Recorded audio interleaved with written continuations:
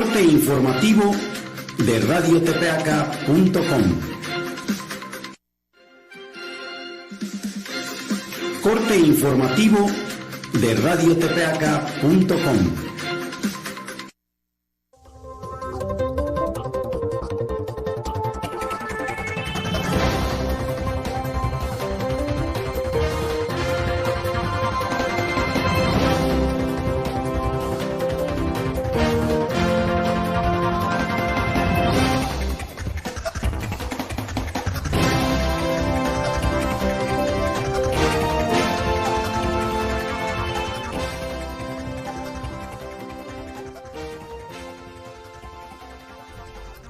Buenos días, hoy es miércoles 8 de septiembre, semana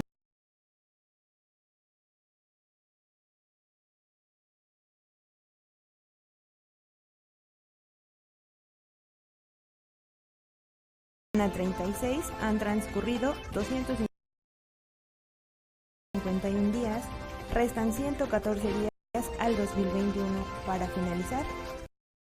Soy Adriana Campos y estas son las noticias que Radio Tepeaca tiene para usted a través del 89.9 de FM. Saludos a todos los que nos escuchan en más de 40 municipios y más de 100 localidades de la región centro-oriente de nuestro estado. Lo invitamos a que descargue totalmente gratuita nuestra aplicación desde Google Play Store y en un minuto lo comunicamos con el mundo. Estas son las noticias. Iniciamos. En el santoral del día de hoy festejamos a Natividad, María Santísima, Sergio, Adrián y Adela. Muchas felicidades. En economía y finanzas, en el tipo de cambio y con información del Banco de México, el dólar se cotiza a la venta en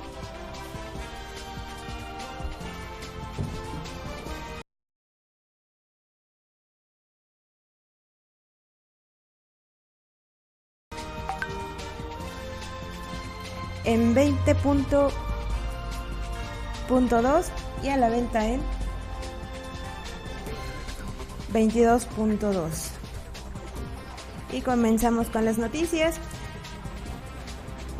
Otra vez, 7 de septiembre, se registra sismo a las 20 horas con 47 minutos. En el municipio y en la región se sintió con gran intensidad. Protección Civil y Bomberos de Tepeaca informó que después del sismo registrado la noche de ayer, se realizó la evaluación postísima donde se corroboró que no existen afectaciones en los inmuebles, monumentos históricos, hoteles y plazas comerciales. Durante este recorrido se contó con la presencia de Marco Aurelio Mauleón, secretario de Gobernación, y el comandante Óscar Zapotecat, a cargo de Bomberos del Estado, región Tepeaca. Hasta el momento en Tepeaca hay un saldo blanco. En información por parte del Sismológico Nacional, el sismo fue de magnitud 7.1 y no de 6.9 como se dio a conocer en la información preliminar, con epicentro a 11 kilómetros del suroeste de Acapulco, Guerrero, con una profundidad de 10 kilómetros. Hasta las 5 de la mañana se han registrado 150 réplicas con intensidad de 5.2, la más fuerte. Decenas de trabajadores del Seguro Social, pacientes y familiares desalojaron las instalaciones de los hospitales de La Margarita y Ortopedia del IMSS. Lo mismo se vivió en el Hospital ISSSTE, ubicado en la colonia San Manuel. En la iglesia de la Parroquia de Progreso de Belén, ubicada en el municipio de Piaxtla, se cayó la cruz de una torre. Se sabe de manera extraoficial que una persona falleció a causa de un infarto después del sismo. Y como resultado de la activación de protocolos del Sistema Estatal de Protección Civil, el gobierno del estado informa que no hay daños graves en inmuebles públicos, viviendas y monumentos tras el sismo. Asimismo, el gobierno estatal exhorta a la ciudadanía a comunicarse a los teléfonos de emergencia en caso de detectar algún daño en sus lugares de residencia. Además, conmina a mantenerse alerta sobre posibles réplicas, conservar documentación importante a la mano, no arriesgarse de manera innecesaria y estar al pendiente de la información que emitan los canales oficiales como lo es Radio Tepeaca. En el estado de Guerrero, el gobernador Héctor Astudillo confirmó la muerte de una persona a la que le cayó un poste de energía eléctrica en el municipio de Coyuca de Benítez. Dentro de las afectaciones, causó varios daños materiales en Acapulco y localidades cercanas como Chilpancingo, Coyuca y San Marcos. Hubo rotura de vidrios y diversas afectaciones en edificios de oficinas, viviendas, hoteles y algunas bardas caídas en Chilpancingo, capital del estado. También se reportó el derrumbe y la caída de rocas en la carretera escénica. Se reportó advertencia de tsunami en Acapulco, Guerrero, pero minutos después se descartó. En el caso de la Ciudad de México, la jefa de gobierno, Claudia Sheinbaum Pardo, reportó un saldo blanco y confirmó, al retirarse del centro de control C5, que en la mayoría de la capital fue restablecido el servicio de energía eléctrica.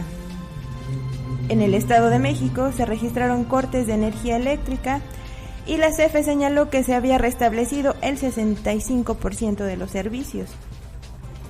En Oaxaca, donde también se activó la alerta sísmica, se activó el plan de auxilio a la población y en Michoacán continúan los recorridos de revisión.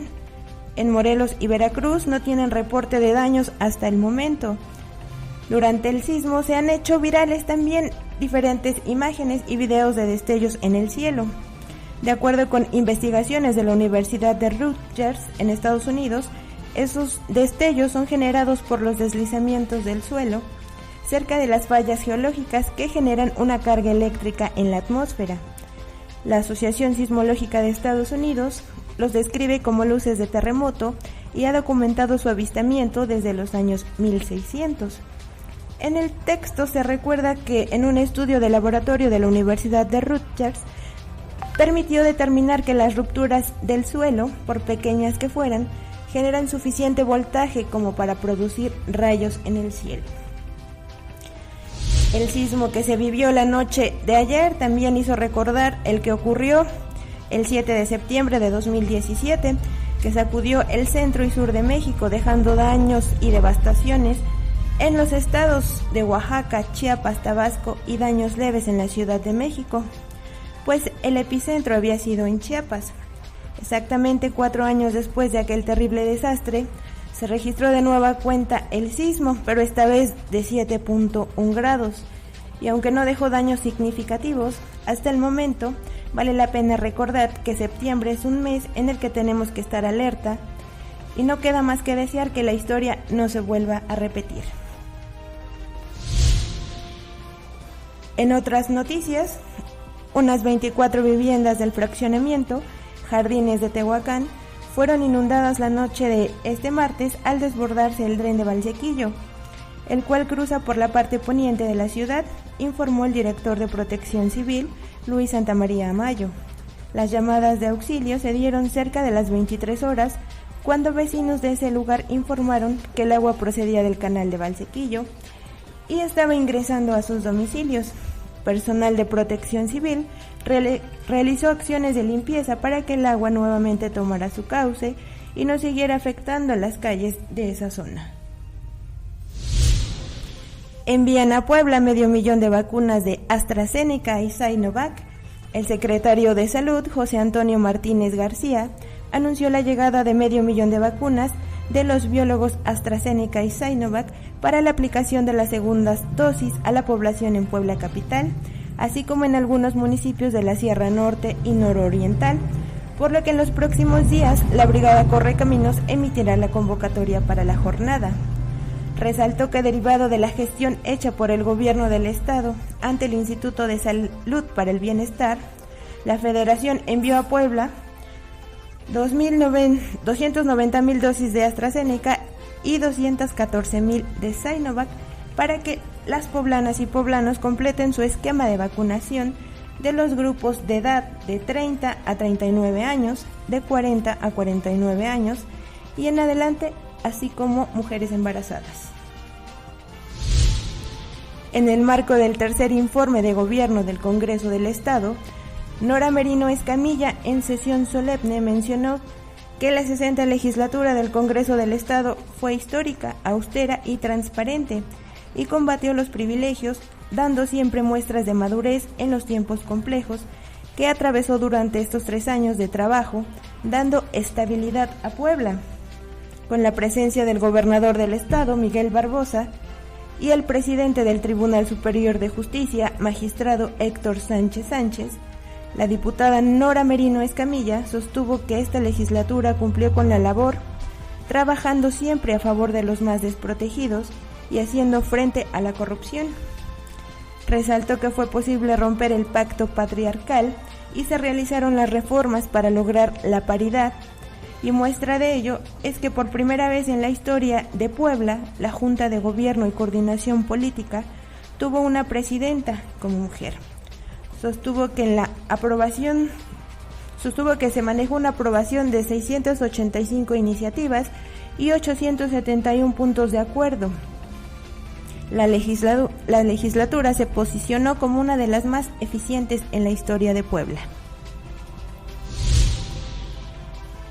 Puebla ocupa el segundo lugar en casos de tortura documentados en medios. Puebla solo se encuentra por detrás de Guanajuato en casos de tortura registrados en notas periodísticas, con 55 hechos de enero a agosto de 2021. A nivel nacional son 691 casos de tortura documentados hemerográficamente en este lapso. En general, la entidad poblana registró 158 notas periodísticas de temas relacionados con asesinatos violentos, fosas clandestinas, tortura, calcinados, descuartizamientos, homicidio de menores de edad, linchamientos. En este recuento hemerográfico se indicó que hubo 160 víctimas en el estado. En el caso de Puebla, el reporte señaló que en estos 8 meses se monitorearon 2 noticias de multihomicidios, el hallazgo de 10 fosas clandestinas, 17 cuerpos mutilados, 12 calcinamientos, 55 hechos de tortura y 10 asesinatos de niños y adolescentes, así como 12 homicidios de mujeres perpetrados con extrema violencia, 2 asesinatos de personas vulnerables, el asesinato de un actor político y de un funcionario público, 2 violaciones agravadas, 5 enfrentamientos entre autoridades y delincuentes, además de 3 linchamientos y 26 intentos de linchamiento. Hay disparidad en cifras de denuncias y tomas clandestinas en Puebla. En el primer semestre del año hubo 266 denuncias por tomas clandestinas en Puebla, mientras que se reportaron 1,081 ordeñas, indicó el IGAMIN, que pidió a la Fiscalía General de la República y Pemex aclarar el porqué de la disparidad. Manifestó que si bien una carpeta de investigación puede involucrar más de una toma clandestina, esta información está desglosada por parte de la Fiscalía General de la República, lo que limita el seguimiento institucional de estos delitos, por lo que no existe la misma diferencia entre los delitos. Con las 266 denuncias, Puebla concentra el 18.5% del total nacional, que son 1,435, además de que se ubica en el tercer lugar en el país con más casos, solo por debajo del Estado de México con 301, de Hidalgo con 393. Cámara de Diputados aprueba sin cambios la ley de revocación de mandato y la envía al Ejecutivo. El Pleno de la Cámara de Diputados aprobó en lo general y en lo particular sin cambios la Ley Federal de Revocación de Mandato, por lo que la envió al Ejecutivo Federal para su publicación en el Diario Oficial de la Federación. Con 290 votos a favor y 195 en contra y 0 abstenciones, los diputados aprobaron en lo particular los términos del dictamen luego de 6 horas y media de debate, en que se desecharon las 78 reservas presentadas por legisladores de Morena, PAN, PRI, PT, Movimiento Ciudadano y PRD. Previamente, los diputados aprobaron la ley en lo general con 491 votos a favor, 1 en contra y 1 abstención. El proyecto avalado por el Senado el pasado 3 de septiembre, ya que fue considerado de urgente resolución. La ley es reglamentaria de la fracción número 9 del artículo 35 de la Constitución y permitirá la realización de la consulta respectiva en marzo de 2022, de acuerdo con las previsiones del Instituto Nacional Electoral, que será el encargado de su organización. Y en un fallo histórico, la Suprema Corte de Justicia de la Nación declara inconstitucional penalizar aborto. La Suprema Corte de Justicia de la Nación declaró por primera vez en su historia que es inconstitucional la penalización del aborto voluntario, pues viola el derecho a decidir de las mujeres y las personas gestantes. Por unanimidad de 10 votos, no estuvo presente el ministro Jorge Mario Pardo Rebolledo. El Pleno de la Corte invalidó el artículo 196 del Código Penal de Coahuila, que, al igual que muchos otros en el país, sanciona con 1 a 3 años de cárcel a la mujer que interrumpe voluntariamente su embarazo en cualquier momento de la gestación. La resolución de este martes permitirá establecer una jurisprudencia por procedente que emitirá próximamente la Suprema Corte y obligará a todos los jueces penales del país a no procesar a mujeres acusadas por alguna fiscalía del delito de aborto voluntario. En su caso, procederá el juicio de amparo. Al iniciarse la sesión, tras la aprobación del acta anterior, el presidente de la Suprema Corte, Arturo Saldívar, explicó que en la lista de ministros para hacer uso de la palabra estaba anotado Pardo Rebolledo, pero por razones de fuerza mayor, el ministro no pudo estar presente. Gobierno de Coahuila ordena liberar a mujeres que fueron encarceladas por abortar.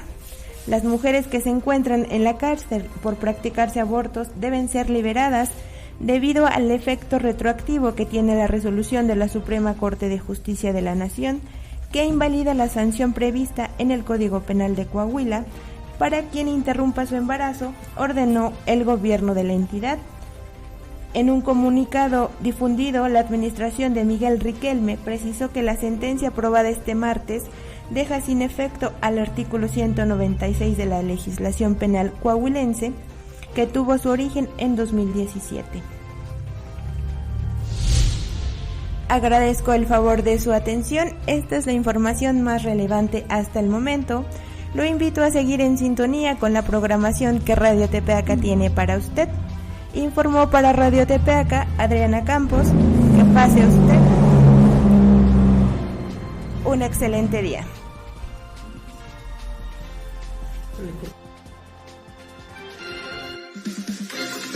Corte informativo de radiotepeaca.com. Corte informativo de Radio